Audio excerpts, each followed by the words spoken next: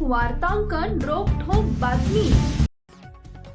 सोलापूर शहर व परिसरात वाहतूक नियमांचे उल्लंघन करणाऱ्या रिक्षा चालकांविरोधात प्रादेशिक परिवहन कार्यालयाने धडक कारवाई करत 57 दोषी रिक्षांवर कारवाई केली असून त्यापैकी 33 रिक्षा जप्त केल्यात। तसेच 24 वाहनधारकांकडून 2,40,000चा ऑनलाईन स्वरूपात दंड वसूल करण्यात आल्याची माहिती गुरुवारी देण्यात आली आहे। वाहतूक नियम धाब्यावर बसवून बेफिकीरपणे रिक्षा चालवणे, विनापरवाना वाहन चालवणे तसेच आवश्यक कागदपत्र जवळ न बाळगता वेगाने वाहन चालवून वाहतुकीस अडथळा निर्माण केल्याबद्दल आरटीओ कार्यालयाकडे वारंवार तक्रारी येत होत्या।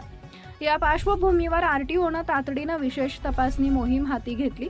या मोहिमेसाठी कार्यालयातील 6 वायुदल पथके व एसटी पथक विविध ठिकाणी तैनात करण्यात आले होते। शहरातील नियमांचे उल्लंघन करणाऱ्या वाहन चालकांवर कायद्यानुसार कारवाई करण्यात आली। दरम्यान आगामी काळातही अशी धडक मोहीम सातत्याने राबवण्यात येणार असल्याचं आरटीओने स्पष्ट केलंय।